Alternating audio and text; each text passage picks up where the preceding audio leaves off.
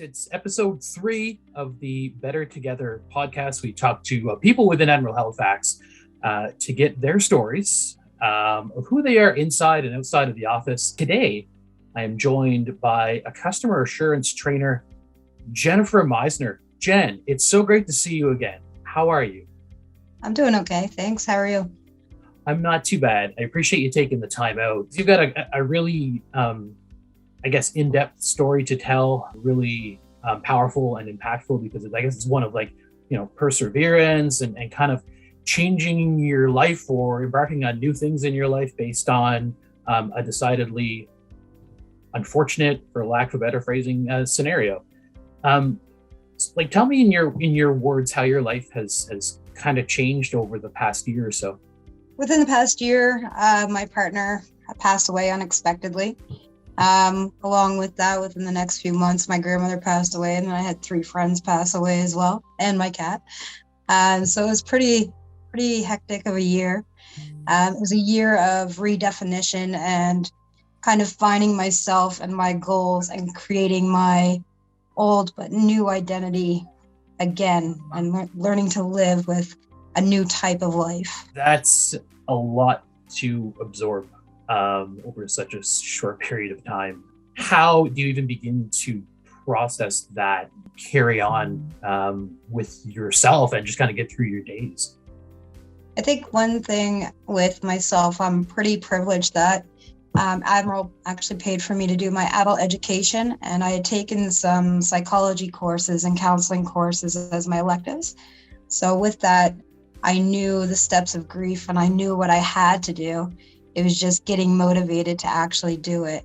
So for me, working at Admiral and being a manager for so long, I've also given the advice to, okay, you need to see a counselor in this situation. You need to do this step. You need to find something good for your mental health. And following my own advice that I was giving to other agents and other staff members was really beneficial to me. But it was just kind of getting my butt in gear and actually doing it. So for myself, I just didn't wait around. I decided to do it right away. And within three weeks of the first passing of my partner, I actually signed up to a counselor and started going through the motions of what I needed to do to get myself back on track. People grieve as they grieve. But for you to kind of, within the first 3 weeks to really kind of put the wheels in motion to come out of that cycle of grief, I think is really commendable. And you've probably had a lot of time for reflection and introspection. What have you come to learn about yourself? About, Jenn Meisner, it may sound kind of overly dramatic, but have you had any of these realizations of who you are as a person? It's made me realize that I really need to focus on my mental health more. Like, I wouldn't take any sick days or anything when I was at work if I was kind of under the weather. And taking this year and a bit off now has made me think, hang on a second, this is a good refresh. This is really good for me to get back in the groove and revisit what I need to do to be successful in my life. I did find that I was putting a lot of things on hold, and after talking with the counselor and having the support of Admiral and my managers and things like that, I was like, hold on a second, I need to go and live. I can't let this just drag me down. I'm quite a positive person regardless, but it knocked me off my pedestal for a little while. I still have problems talking to some people, like at the workplace. It's still a tough go, but it's something you have to really overcome and be like, okay, I'm going to do this today. Even if it's just one little itty bitty thing, you've done it. You just set the little goals for you. And that's what's really helped me kind of overcome these challenges. And not that I'll ever be over the grief. I won't. He was a great person, but it's helped make it more manageable and things like that. And my hobbies are things that we would have done together as well. So for me, it's kind of every time I go scuba diving, I know he's probably with me scuba diving because that's what we used to do. So it's different things like that put things in perspective. That hobby has really been a huge focal point for you over the past year and change. Where did your love of scuba diving begin? And it's really taken you on a remarkable kind of journey, and you've ticked a lot of amazing boxes. Tell me a bit about how that love of scuba diving came to be. I was always a water person, always. But I did my first dive back in 2003, and then I actually got certified in 2014, but I was only a warm water diver, so I'd only dive if I would go down south or when I went to India for work. There's only warm water that I would dive in. And then once this happened, I was like, what's really good for my mental health right now? And I really had to sit back and go, what do I love to do and what puts me in my Zen zone? And when I think about that, I think about diving, because I'm in the water and you automatically have to focus and you focus just on your breathing for the most part, because it's such a different type of scenario that you're in the world that when you're breathing, that's all you can focus on besides the animals around you or whatever, the marine life and the dangers. But it really took me back to go right into my core and just focus. So with diving, I don't know, I have had quite a really good journey. While I've been off this year, I've gotten my advanced scuba diving, I've gotten my dry suit course certification for cold water. I've gotten my rescue diver. So I think next I'll be on to maybe dive master and see what I can do there. Maybe be an instructor for scuba diving. You know, you're the type of person who always, you always want to grow, and you always want to take things to the next level through your time at Admiral. I definitely know that, but clearly that's carrying over to your hobbies as well, to the point where you built a boat. Is that correct? Again, another thing, and I think it's really important to point out that you can't define what is going to fix someone's mental health or help them cope. Because when I told my counselor that I was a scuba diver and that's what I was doing to go Zen, she was like, what? You're not just like going out to read a book, or you're not just, hanging out with a friend? I'm like, no, I'm diving in the water away from people. But also you have that, a lot of grief has a lot of anger. So there was a boat that was in the woods for 6 years and my stepdad actually bought it and asked me if I'd renovate it. So I stripped the entire boat. It's a 34-foot doral. And I just renovated the whole inside. So I did the bedroom, the bathroom, there's a den, there's a fireplace. It's got a little living room area. It's a big boat. But I was able to get out a lot of aggression through that demolition, shall we say, and then actually see something just come to light. And I'm somebody who has no boat experience, like renovation experience on a boat, but I'm very determined, and I was not going to let that overpower me as well. So I just went at her. What is it about scuba diving that puts you in your Zen zone? What is it about that hobby that really speaks to you?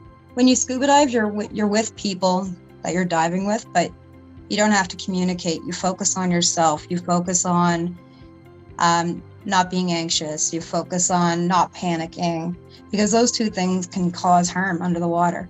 If you're panicked or if you're getting anxious, and you may have to come up for air, it may end your dive early.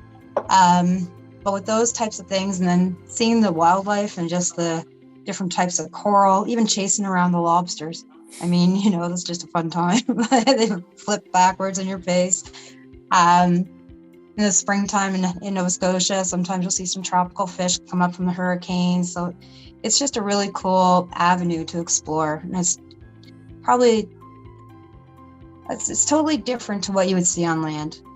Like, it's a whole different experience. When you say it's important that when you're diving, you're focused on your breathing, you're focused on not panicking, it sounds like a lot of those things are transferable and can kind of guide your time or your life outside of the water. Is that a fair statement? 100%, yeah. When all of this grief first happened, I would have been very quick to go and tell somebody off, and for no fault of their own, but I mean, I would be very quick to jump and not think about it. That's a natural reaction, right? Yeah, it's a situation that I wouldn't normally do. Normally I sit back, think about it, and then speak, but after all this, I'm just very upfront and don't hold back. So I was like, I need to figure out a way to calm myself down. And luckily, this is what worked. You're part of a documentary series, which I thought was really cool. How did that come to be, and what is it? So in March, I got certified for dry suit. I met these two girls that I dive with on the regular, or actually 3 girls. And when in the summertime, it was actually International Women's Dive Day. They got met by this fellow that was a producer, and he asked them to do a segment for Ocean's Playground. So then he asked them to do another segment, but they were like, yeah, we need to have Jenn in with us. Like, we call ourselves the Nudie Girls because we're always looking for nudibranchs. So not actually for nudes, but yeah, so he just really liked our personalities and said, hey, do you want to be in an episode of Ocean's Playground? So we were like, yeah, sure, why not? So we go down to Shag Harbor, down Digby Way, and they say, do you want to go and search for the UFO? Nobody's actually searched for this UFO before. These divers, nobody's had the right coordinates. Do you guys want to do it? That's so cool. Like, that's awesome. Absolutely. Yeah, we want to do it. Shag Harbor. Sure. None of us had heard of this, but now we researched it, and now we're actually in the museum now as people who have dove down there. It's pretty cool. So did you find anything?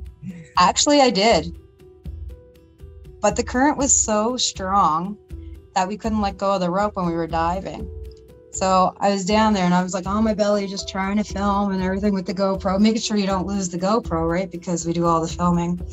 And we're down there and we see something, but we don't know what it is. It was like a circular, kind of wooden, kind of cement, kind of something structure. So no idea. And it just made it even more eerie because it was so murky because of the current.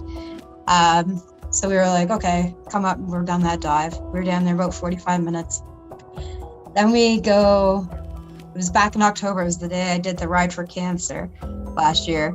They're like, do you want to go down and dive again down in Shag Harbor? This is the Ufo Conference. We're like, yes, we do. So down we go. And again, we were down in the coordinates looking. We find something else. Still don't know what it is. It's a little clearer this time.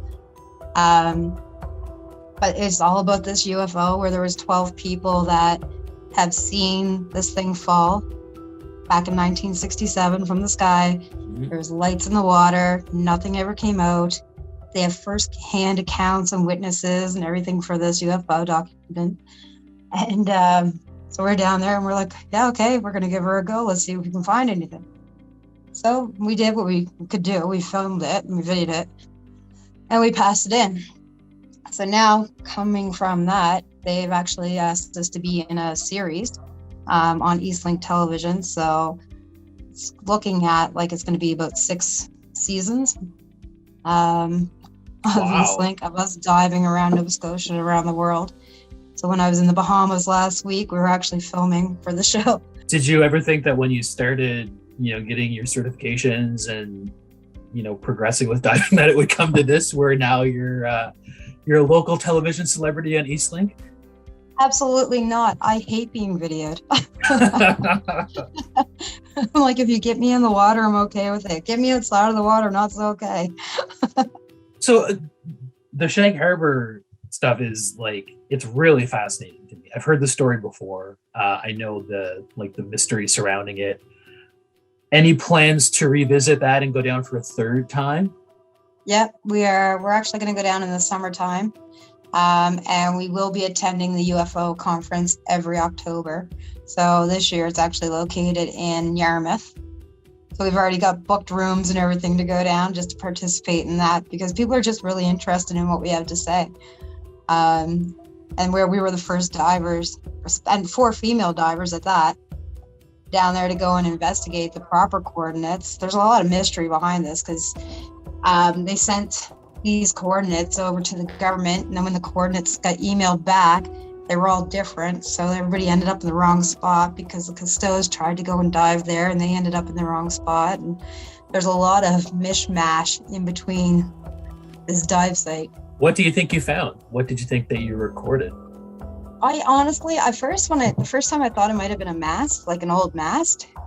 But my family's lobster fishermen, and I went and asked them, and they said, no, it's not, from what they could see in this little clip. And then the second time, somebody said it could have been an old fish farm, but still nobody actually knows. There's so much growth around it, and there's a lot of algae and vegetation and fish and scallops and everything living off of it now. It's really hard to identify what that could be. But then there's also talk about maybe it's the thermocline.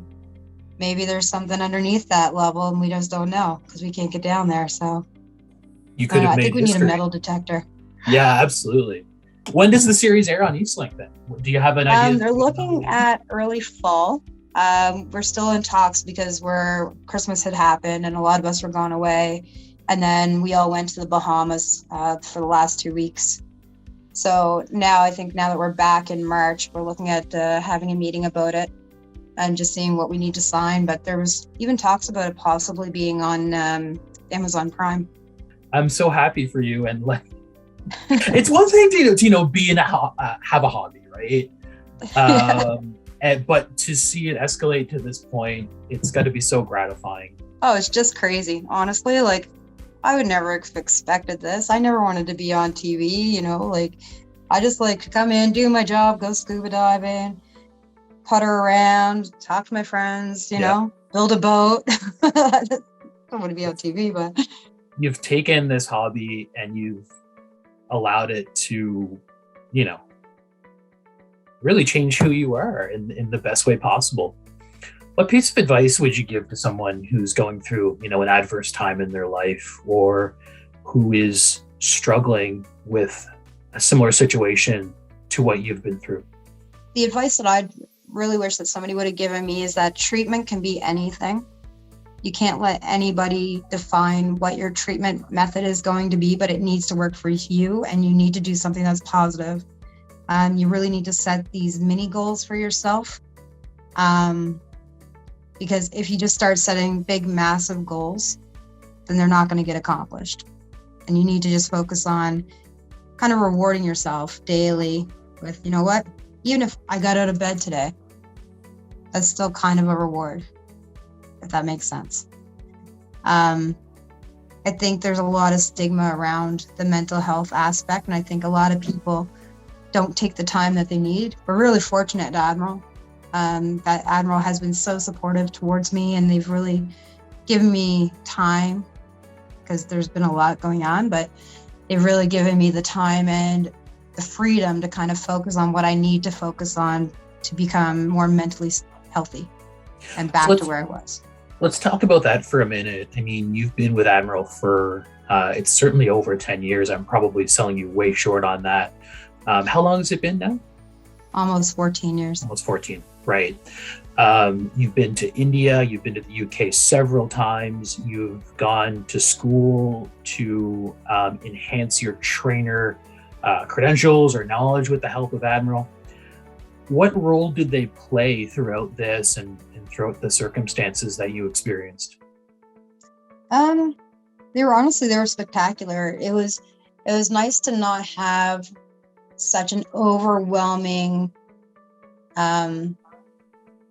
demand to come back to work.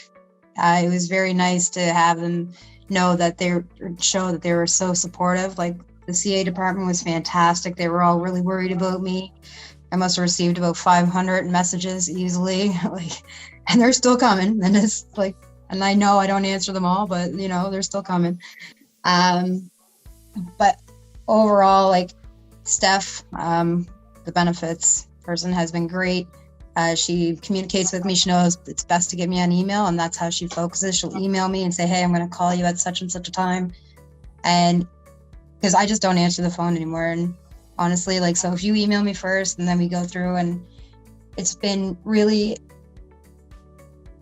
I guess, adaptable is the word I'm looking for. They've really adapted to my needs, which is spectacular. I don't think I've ever worked for a company that would have done that. And I think they've realized that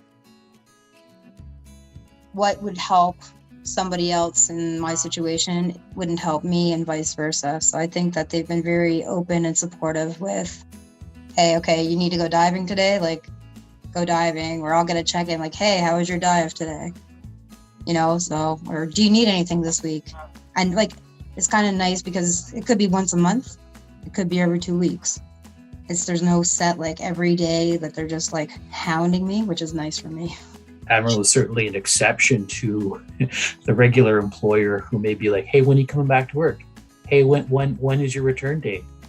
And I think that speaks volumes to Admiral's ability just to be really relaxed in times like these and to let employees figure out what they need to figure out and give them all the time in the world to do that. Mentioning the stuff that you've done with an Admiral, for example, going to India for a year, close to it, to train. And progressing from being a team manager to being a trainer, how has the variety of roles and experiences that you've benefited from or that you've experienced, engaged in, etc., through Admiral, how has that helped you professionally and as a person? It's definitely given me a higher sense of emotional intelligence, for one. I'm able to manage different situations more effectively with the different roles that I've been in, but it's also made me a lot more knowledgeable towards staff, so I'm a major referral point when I am in the office. I think it showed to myself that I am a very reliable employee, because if I don't know something, I will go and I will learn the information and I'll make sure I know it well before I actually go and teach somebody. But having the variety of roles has actually benefited me because I'm a person who can't sit still. I'm a person that is always go, go, go, go, go. And if I stayed in a role and not had the flexibility to move around, I honestly don't know if I would have stayed. And I think that my manager has always realized that you need to try something else now. Okay, we want to keep you, but we need to move you in a different role. We need to put you somewhere that you're going to be beneficial. And I think with my skills that I've developed, because there is such a wealth of knowledge and ability, I've been privileged enough to be suitable for all of those different roles that I've been in and successful in them. I think you're a testament to someone who, as he said, is a really go, go, go, but has absorbed so many opportunities and experiences over the course of their life. I remember when you told me that you used to be a prison guard. Yes. Is that prison guard? Yeah. And it's just another layer of the Jenn Meisner onion peeled off. You mentioned that Admiral's helped you with progressing your career as a trainer. Tell me a bit how they helped you scholastically and going back to the classroom a few years back. It was a point when I was a trainer for I was probably a trainer for 4 years. And I saw this course that was through University of British Columbia, and it was for adult education. So I went and I talked to my manager and I said, hey, I've been a trainer for a while, but I'd really like to have the certification and see if there's anything else I can do to develop my training plans better, to learn about the different learning styles. I'd like to throw in some counseling because there is a lot of people that will come to me on a personal level. So I'd rather be equipped to handle those situations. Can I go back to school? And they said, yeah, absolutely. So the course that I did, it was a 2-year program. It was all online. And I was taking about 2 to 3 courses per semester. And I went through the summertime as well and did my full 2 years, got my credits. And then I graduated with a diploma in adult education. So it was really good. It was tough because I didn't leave work. I stayed at work full time and I just did the schooling through the evening. But if I had a paper due and I needed a couple hours, Admiral was really flexible with giving me time off so that way I could go and do my paper, or I could go and research the information that I needed to. If I needed to print anything because I don't have a printer at home, they said, yep, go ahead and use our printers. They even opened up their web pages so I could access some of my articles to print them. It was really, really helpful. What are you most proud of for your own accomplishments? I think I'm honestly proud that I don't let anything stop me. I think that people may tell you can't do things, but if anything, that's just motivation for me to do it. Somebody told me I wouldn't compete in a bodybuilding show. I took that as, well, guess what I'm doing next year? And I went and competed in a bodybuilding show. So it's things like that. Diving is still very male dominated, and it is quite difficult when you go to some of the club dives and it's mostly men. but you just kind of like stand your ground and you just step up and be like, no, I'm a diver. I know exactly what I'm doing. And you have to have that in your soul. You just have to go for it. What does the future hold for you when you return to work, do you think, and also outside of work? I think there's going to be a lot more travel, especially with this show coming up. They're talking about having us travel the world for it. So that could be interesting. Probably a lot of education as well. I want to go back to school and maybe get my master's in, or a bachelor of education or something like that. So I want to look at those avenues as well. There's a lot of things I'm playing with, but I'm not really good at making plans. I just kind of wing it. It's amazing. You're a fantastic example of someone who has taken a difficult period in their life, and turned it around in the best way possible and made so many opportunities out of what could otherwise be a pretty debilitating time mentally. Jennifer Meisner, former prison guard, bodybuilder, UFO hunter, trainer.